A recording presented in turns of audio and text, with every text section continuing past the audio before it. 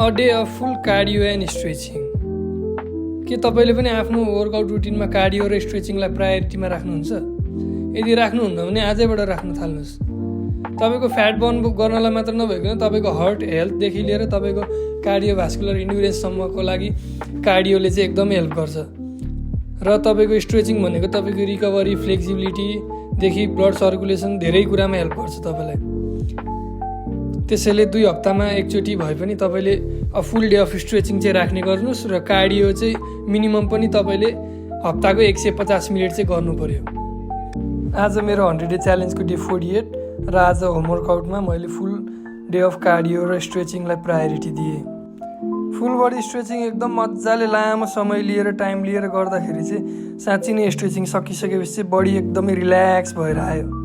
मेरो each and every stretching minimum पनि 1 मिनटको थियो। र स्ट्रेचिङ गर्दाखेरि सबैभन्दा इम्पोर्टेन्ट कुरा भनेको नै टाइम हो। तपाईँले स्ट्रेचिङ गर्दाखेरि जति धेरै टाइम लिएर गर्नुहुन्छ तपाईँको बडी त्यति नै रिल्याक्स हुन्छ र तपाईँको मसल्स त्यति नै बडी फ्लेक्सिबल हुन्छ। फ्लेक्सिबिलिटी भनेको तपाईँले एकदम सर्ट पिरियड अफ टाइममा स्ट्रेचिङ गरेर गेन हुने कुरा होइन। फ्लेक्सिबिलिटी गेन हुनलाई एकदम लङ टाइम लाग्छ। र इच एन्ड एभ्री स्ट्रेचिङको सेसन तपाईँको एउटा मसलको मिनिमम पनि 1 मिनट 2 मिनटभन्दा माथि हुनुपर्छ। अनि बल्ल तपाईँको मसल लेनदेन हुँदै जान्छ।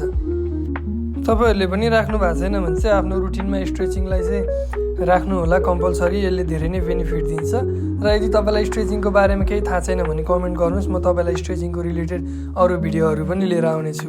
धन्यवाद।